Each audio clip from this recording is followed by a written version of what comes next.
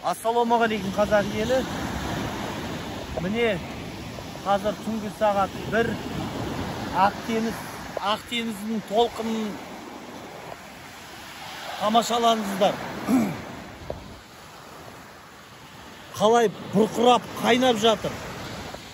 Қазақтың қаны қашан осылай қайнайды екен? Қасқыр мінезді қазақ осылай мінезін қашан көрсетеді? Не болды бізге қазаққа?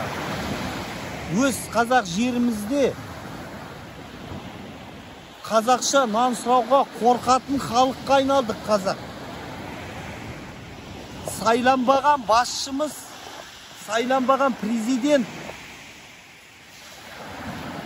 халықты осындай қой мінезді, сорлы, орысқұл билік болса, халықта солай, анау қалай айтады, бір нені,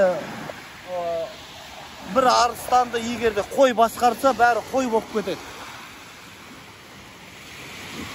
Ал бүкіл мынау қойды бір арыстан басқарса, бәрі арыстан болады.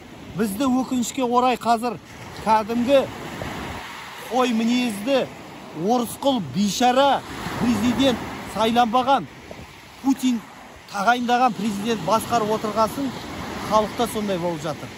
Сондықтан халық билікке қарамаңдар, ол уақытша, түбі ол қартайып, бәрібірде өледі. Сол Украина құдай қаласа бұл соғысты жеңіп, сол уақытқа біз дайын болу керекпіз. Дайын болу үшін өз ұлтшыл жігіттерді халық болып қорғау керекпіз. Құдай қаласа бізде ертең елге ораламыз. Аллахтың қалауымен. Рахмет.